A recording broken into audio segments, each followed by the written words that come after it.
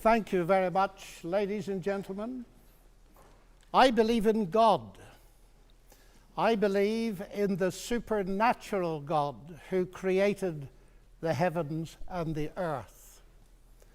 I believe in a God who holds the heavens and the earth in existence. I believe that on the basis of rational evidence, similar to the beliefs held by the founders of this house, who gave this university the motto, Dominus Illuminatio Mea. They saw no contradiction between faith in God and the utmost excellence in rational inquiry. And if I dare mention my alma mater of Cambridge in this holy place, I would remind you that on the door of the Cavendish Laboratory in Cambridge are written the words, "Great are the works of the Lord, studied by all who delight in them." And as we look at the rise of science in the 16th and 17th centuries, Alfred North Whitehead and many others commented that men became scientific because they expected law in nature, and they expected law in nature because they believed in a lawgiver. So, ladies and gentlemen, I'm not ashamed of being both a scientist and a Christian, because arguably Christianity gave me my subject. What I am amazed at is that serious thinkers today continue to ask us to choose between God and science. That's like asking people to choose between Henry Ford and engineering as an explanation of the motor car. When Newton discovered his law of gravity, he didn't say, "I've got a law, I don't need God." No, he wrote the Principia Mathematica, arguably the greatest work in the whole history of science, because he saw that God is not the same kind of explanation as a scientific explanation. God doesn't compete. Agency does not compete with mechanism and law. Why is there something rather than nothing? Alan Sandage, the brilliant cosmologist who became a Christian in his 50s, said God is the answer to that question.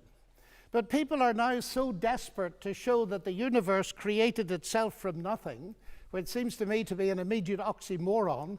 If I say X created Y, I'm assuming the existence of X to explain the existence of Y. If I say X created X, I'm assuming the existence of X to explain the existence of X, which simply shows that nonsense remains nonsense even if high-powered scientists utter it. It reminds me a little bit of G.K. Chesterton, who said, "It is absurd to complain that it is unthinkable for an unthinkable God to make everything out of nothing, and then to pretend that it is more thinkable that nothing should turn itself into everything."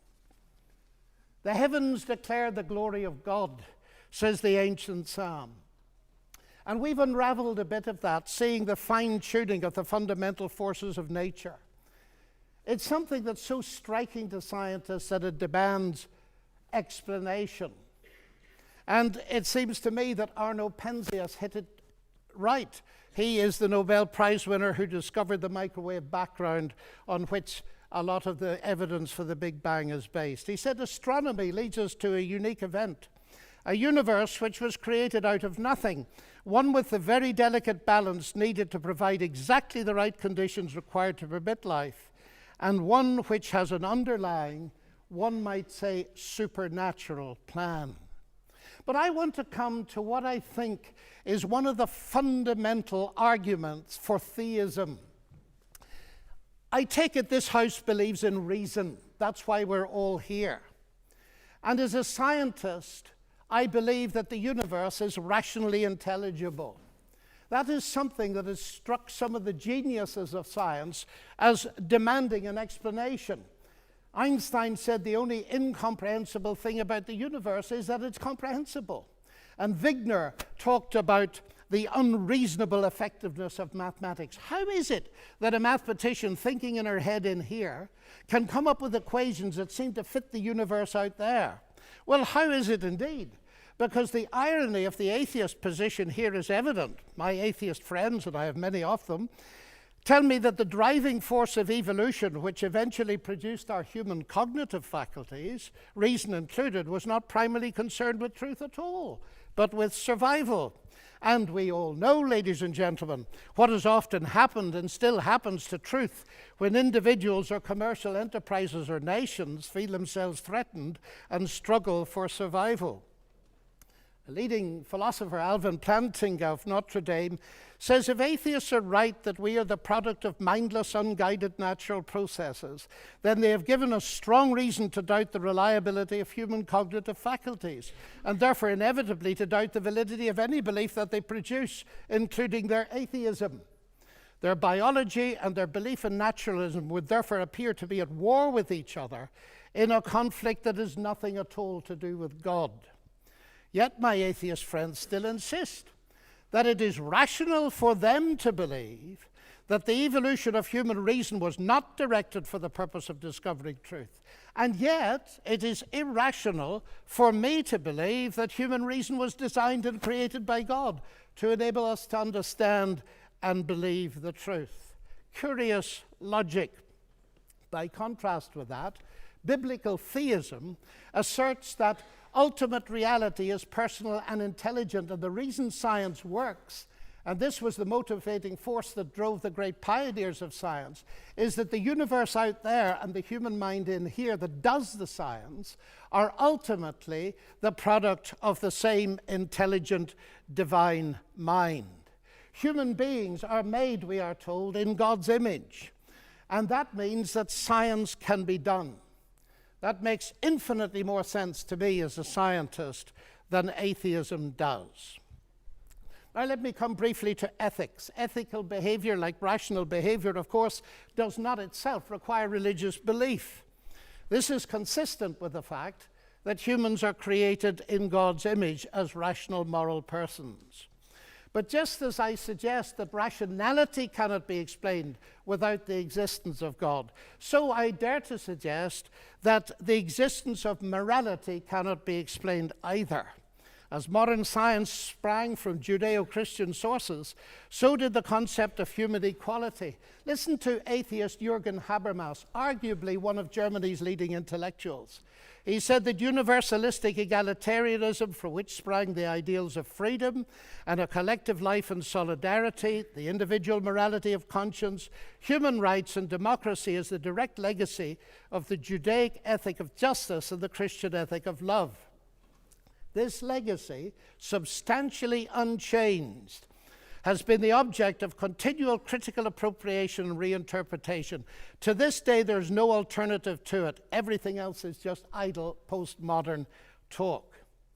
And it seems to me he's hitting the core of something important, because the value of a human being on which such egalitarianism rests is based not on what the human being can do, but what she's made of, or how she's made in God's image.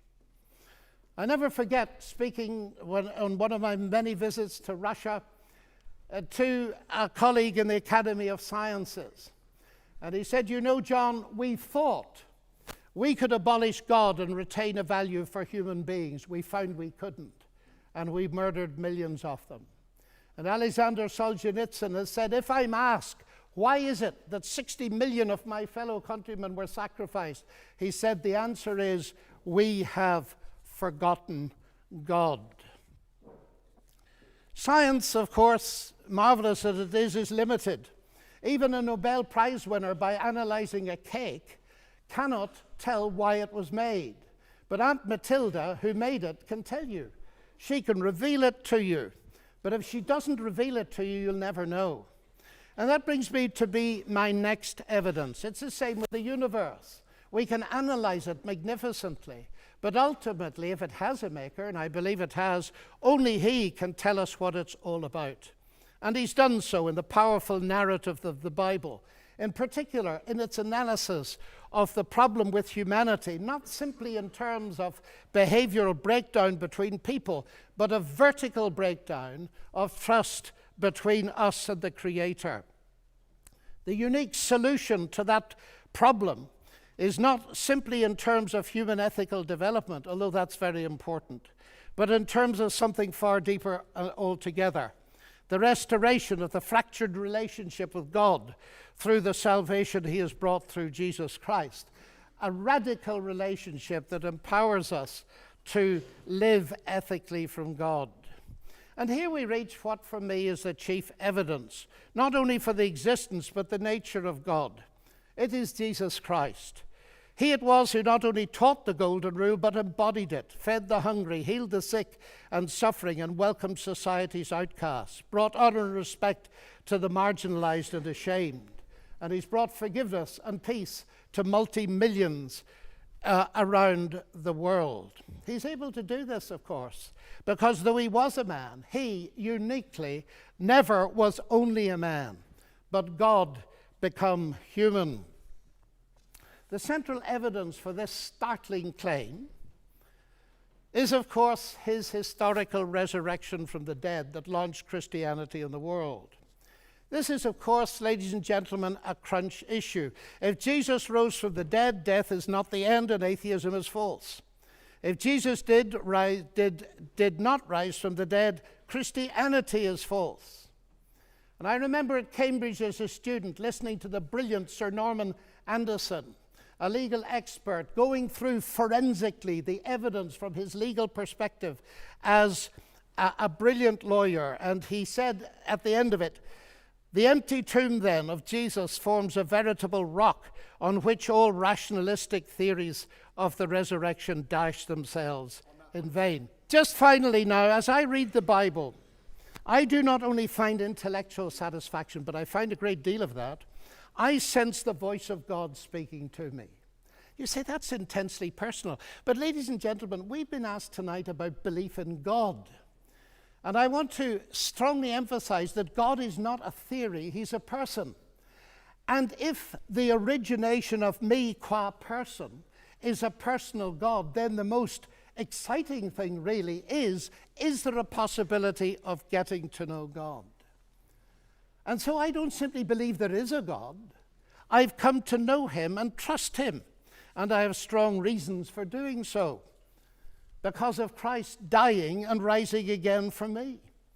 And that has generated in me a sense of utterly unmerited forgiveness, acceptance, and peace. That has enabled me to face the ugly side of my own nature, and with God's help to do something about it. But it's enabled me to face something else. The hardest problem I face as a Christian is the problem of evil and pain. My niece getting a tumor at 22 that kills her. What do I say to my sister? And this is the hardest problem we face. But it seems to me that atheism here has no answer, because by definition, atheism believes that human death is the end, so there is no ultimate hope. But you see, ladies and gentlemen, we could stay here till midnight and beyond arguing, as has been done in this university for centuries, what a good God should, might, would, could, if not, possibly might, just could he not have done, and we'll get nowhere. So it seems to me there's another question we can ask, and it's this. Granted that life presents us with a double picture. We see some beautiful things. We see some ragged edges. We see hurt and pain, and we see joy. How can we come to terms with that? And it seems to me here is no simplistic answer, but a window into an answer, and it's this. If it is actually true that Jesus is, as I believe him to be, the Son of God, then we can ask the question, what is God doing on a cross? And the answer comes back at the very least. God has not remained distant from our human suffering, but has become part of it. And the other side of that is this. Because Jesus rose from the dead, he is going to be the ultimate judge. Now here's an irony, because atheism has no ultimate hope of justice by definition. The vast majority of people in the history of the world have died without justice and will die without justice. And if death is the end, then of course they have no hope of ultimate justice.